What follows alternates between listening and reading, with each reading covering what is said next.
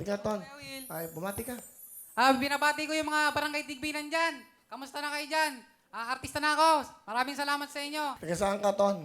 Sa, ano po, sa Caloocan po, doon po na ako nagtatrabaho. Anong trabaho mo? Isa po akong barbero. Ah, barbero ka? Opo. Bakit mo naging gustong maging barbero? Bali, nakakapagpasaya po ako ng tao kapag gumaganda po yung itsura nila. Yung mga gulo-gulo pong mga buhok na naayos ko. Anong trabaho ang tatay mo? Bali, yung tatay ko po, namatay na po noong 2016 po, ay 2017. Ang nanay? Bali, nanay ko po, nandiyan lang po sa bahay, nag-aalaga po sa amin. Ilang kayo magkakapatid? Bali, siyam po kami, pang 7 po ako. Ah. So, ang talent mo, pag drawing ba, ano tawag sa'yo? Bali, nagdo-drawing din po ako, mga nagpe-painting, nag-charcoal din po. Lahat po. Ito, Pwede rin po pakita ako. natin. Pakita natin mga ano mo, obra mo. Eh, dito.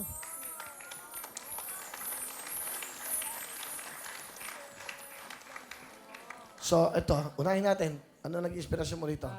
Yung tatay ko po, bali, marami na po ako na-drawing na mukha. Yung tatay ko, hindi ko pa na-drawing. Dinrawing ko po itong na may burol po siya. Sino yan? Tatay ko po. Eh, parang lola mo eh.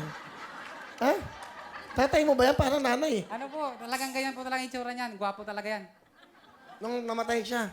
Opo, pero yung mukha niya, nag-iba yung mukha, yung namatay na siya. Ano nga, buhay sila na patay? Bali, boy pa po siya niyan, pero yung dinrawing ko po siya, patay na. Bali, Ah, nasa picture sa burol, dinrawing mo. opo, yun po. Hindi siya yung nandun sa kabaong, hindi. Hindi po. Taya, excuse me lang po, Taya. Wait. Ito naman. Bali, ito po, painting po na to. Bali, inaalay ko po to sa Diyos. Dahil ito pong drawing po na ito, the creator po. Ito po yung paglikha ng mundo natin, ng kalikasan. Pag binaliktad po siya, makikita po yung imahe ni Jesus. Bali, sariling obra po yan. Yeah. Ito po yung mukha. Bali, regalo ko po talaga sa inyo ito nung nakaraan po, kaso hindi pa po natuloy. Kaya, inaali ko po ito para sa inyo talaga. Kasi pagtulong niyo po sa amin, sa mga mahirap, inaali ko po sa inyo talaga yan. Regalo ko po talaga sa inyo yan, tapos yung isa po. Salamat ha. Natago ko yan. Ito. Wow, ganda. Nabading na bading ako dyan ha. Bata-bata ka po dyan. Bali, ang gawa ko naman po dyan, bali pa nagugupit ako, yung mga laglag po ng buhok. Mga ano yan, mga ganda pang buhok yan. Bali, dinikit-dikit ko po siya, naging korting buhok po yan. Lahat po buhok po yan. Galing oh. Palapakan po natin itong mga to. Meron pa po ako ipapakita dito po. Meron ba daw? Sa LED. Ikaw ang gumanyan? Opo, gawa ko na rin po yan. Bali, nagtatato po ako dati sa katawan. Ngayon, nakukonsensya po ako, kaya ginawa ko po, sa ulo na lang po maglagay ng tattoo.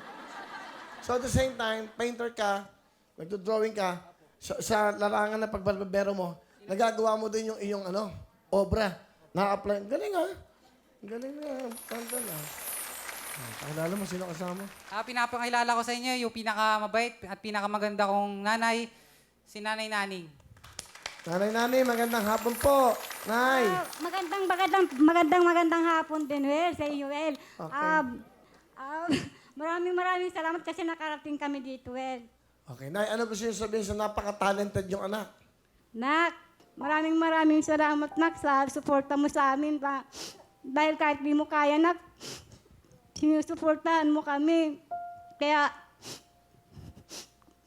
sana magamot na yung paa mo kasi sabi ng doktor, ibalik ka doon, pati yung kapatid mo, Nak, hindi rin naibalik sa PGL, sa orthopedic, Nak. Nung maliliit pa kayo, Nak, grabing hirap natin, Nak. Sana, Nak, pagbutihin mo yan, Nak, para mag-painting ka na lang, Nak, kasi ang kalagayan mo, Nak, ng binti mo yan. Hindi rin, anak, sa delikado, anak, yan ang lagi kang nakatayo. Lalo, Nak, kung maghapon ka, Nak, na nagmamagamin sila yung paa mo, Nak. Anak, kahit di mo kaya, Nak, proud na proud ako sa iyo, Nak, dahil sinusuportahan mo kami, Nak. Sana, Nak, huwag ka magbabago. Alam ko, Nak, na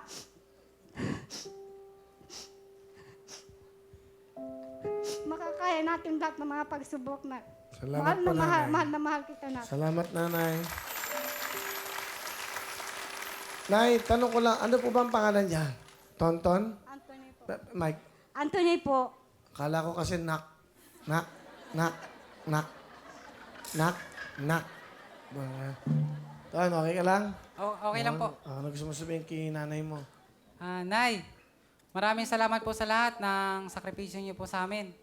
Nagpapasalamat po ako na kahit na masakit yung pa ako, hinihilit niyo po ako kahit na pagod ka na. At maraming salamat dahil hindi mo niyo kayo pinabayaan. Kaya mo, Nay, hanggang sa huling buhay natin, alagaan kita. Hanggang sa huli.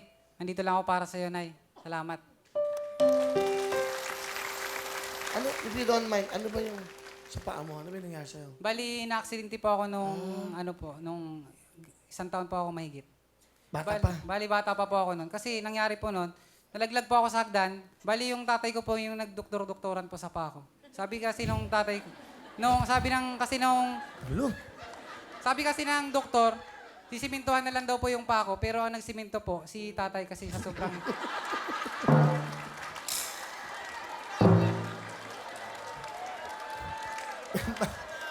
At least maganda yung kwento. Bakit naman naisip ng tatay mo na siya ang gumamot sa'yo? Dahil yung pera po, imbis na ipanggamot niya po sa doktor, pinanginom niya na lang oh. Pero, gusto mo magpa-opera? Kung sakali? Kung sakali po, pala rin, kung operan daw po ito, may tendency na ma-paralyze po daw. Oo. Magpatanong ka pa sa iba. Orthopedic, of course. Sa ibang mga hospital. Pero, pag-aralan mo, di ba? Mahal ba yun? Tingin mo? Hindi ko lang po alam. Pero kung sakaling kung talaga itong kapalaran ko, tatanggapin ko po yun kahit na mahirap. Palapakan po natin si Tonton. Tonton.